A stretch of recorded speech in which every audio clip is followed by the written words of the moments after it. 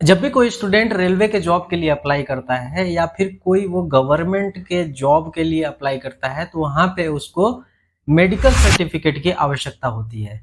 Video शुरू करने से पहले आपसे गुजारिश है कि अगर आप इस चैनल में नए हैं तो चैनल को सब्सक्राइब कर लीजिए और अगर वीडियो पसंद आया हो तो वीडियो को लाइक ज़रूर कीजिएगा। मैं हूँ BAMS final year student Rohit Mehta. तो मेडिकल सर्टिफिकेट एक ऐसा चीज़ है कि आपका जो आई साइट है वो प्रॉपर है कि नहीं, आपको प्रॉपर सुनाई देता है कि नहीं और आपको प्रॉपरली समझ में सब कुछ आता है कि नहीं, आपका स्लिप जो टाइमिंग है वो कैसा है, आपका स्लिप का पैटर्न कैसा है। तो ये सभी चेक किए जाते हैं आपके मेडिकल सर्टिफिकेट में। अगर आप रेलवे का ड्राइवर बनना चाहते हैं तो उसके लिए भी बहुत ही इंपॉर्टेंट होता है। आप आर्मी में जाना चाहते हैं तो उसके लिए भी मेडिकल सर्टिफिकेट की आवश्यकता होती है। और ये जो मेडिकल सर्टिफिकेट है ये बनवाया जाता है किसी एमबीबीएस डॉक्टर या फिर आयुष के डॉक्टरों के द्वारा।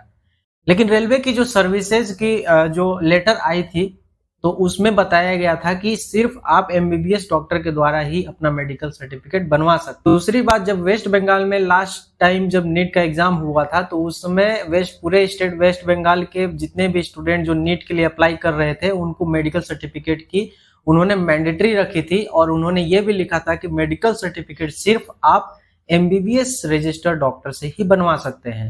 जबकि NCISM national council of Indian system of medicine में जो एक्ट के अनुसार जो बताया गया है उसमें है कि आप कोई भी भारत में अगर जॉब है उसके लिए या फिर एग्जाम है तो उसके लिए आप आयुष के डॉक्टरों के द्वारा अगर मेडिकल सर्टिफिकेट बनवाते हैं तो वो एलिजिबल माना जाएगा। जबकि यहाँ पे इन्होंने कह दिया कि सिर्फ आप एमबीबीएस डॉक्टर के द्वारा ही आप मेडिकल सर्टिफिकेट बनवा सकते हैं। तो ये कहीं ना कहीं जो डिसीजन था उनका ये बिल्कुल गलत था और हमेशा ये किया जाता है कि जो आयुष के जो बच्चे हैं जो डॉक्टर्स हैं उनके साथ कहीं ना कहीं हर बार अन्याय होता ही है। तो फिर कुछ आयुष के डॉक्टरों ने उसे हाई कोर्ट तक अपनी बात को ले गए, उन्होंने कंप्लेन किया, फिर एनसीआईएसएम की जो मिनिस्ट्री है वहां के प्रेसिडेंट ने उसको फिर छानबीन किया। उसके बाद फिर उन्होंने जो रेलवे मिनिस्ट्री थी उनको भी उन्होंने ये ऑर्डर दिया कि आप जो है ये जो आपने लेटर में लिखा है उसको आपको चेंज करने की आवश्यकता है। ये जो मेडिकल सर्टिफिकेट है वो कोई भी डॉक्टर बना सकता है, यानी कि अगर आप एमबीबीएस डॉक्टर हैं, अगर आप एक बीएएमएस डॉक्टर हैं, बीएचएमएस डॉक्टर हैं, बीओएमएस डॉक्टर हैं, तो मेडिकल सर्टिफिकेट अगर आप वहां पे जाकर बनवाते हैं तो वो डॉक्टर का जो मेडिकल सर्टिफिकेट बनाया हुआ रहेगा वो आपके लिए एलिजिबल है, आप कहीं भी उसको अप्लाई कर सकते हैं। तो ये डिसीजन चेंज किया गया, उससे पहले उन्होंने बिल्कुल ही मना कर दिया था कि आप सिर्फ एमबीबीएस डॉक्टर से ही जाकर और मेडिकल सर्टिफिकेट बनवाएं।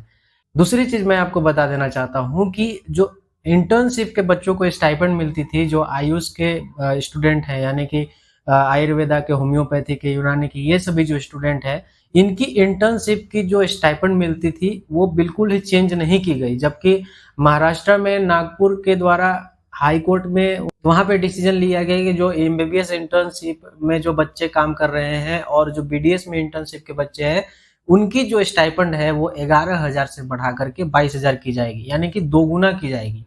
और वहां पे ये भी लिखा हुआ है कि जो बीएमएस डॉक्टर हैं उस वो इस बेनिफिट से वंचित रहेंगे, मतलब कि उनको ये बेनिफिट नहीं मिलेगा। उनको जो पहले स्टाइपेंड मिलता था वही स्टाइपेंड मिलेगा, जो भी उनको स्टाइपेंड 10 से 12,000 मिलता था वही स्टाइपेंड उनको प्रोवाइड किया जाएगा। जबकि एमबीबीएस और बीडीएस वालों का डबल किया गया है। तो ये कहीं ना कहीं एक तरीके से गलत डिसीजन है, क्योंकि हर एक जो चिकित्सा पद्धति है उसमें वो बच्चा काम ही कर रहा है, वो मेडिकल फील्ड में ही काम कर रहा है। अगर आयुर्वेदिक कोई इंटर्नशिप कर रहा है तो वो आयुर्वेद में पेशेंट को देखता है, वहां पे पेशेंट का हॉस्पिटल में इंटर्नशिप एज काम करता है तो उसकी भी तो मेहनत उतनी ही है। अगर वो होम्योपैथी का कोई इंटर्नशिप का बच्चा है तो वो भी उतना ही मेहनत कर रहा है। तो इसके अगेंस्ट में बहुत सारे जो इंस्टीट्यूट है, आयुर्वेदिक इंस्टीट्यूट है, वहां पे लोगों ने, बच्चों ने प्रदर्शन भी किया। जैसे कि बनारस हिंदू यूनिवर्सिटी में कम से कम 3 बार इसके खिलाफ प्रदर्शन की गई थी और एनआईए जयपुर में भी इसके खिलाफ प्रदर्शन किया गया था। लेकिन कहीं ना कहीं अभी भी सरकार के द्वारा इसके प्रति कोई भी डिसीजन नहीं आया है और हम आशा करते हैं कि इसके लिए जल्द से जल्द कोई डिसीजन आ जाए और जो आयुष के जो हमारे बच्चे हैं, जो भी इंटर्नशिप कर रहे हैं, जो भी डॉक्टर्स हैं, उनके साथ जो भी अन्याय हो रहा है वो ना हो और उनको भी उतनी वैल्यू दी जाए, उनको भी उतनी ही सम्मान दी जाए जितना एक एमबीबीएस डॉक्टर को दिया जाता है। अगर आपको ये वीडियो पसंद आया हो तो वीडियो को लाइक जरूर कीजिएगा और अगर चैनल में आप नए हैं तो चैनल को सब्सक्राइब जरूर कीजिए।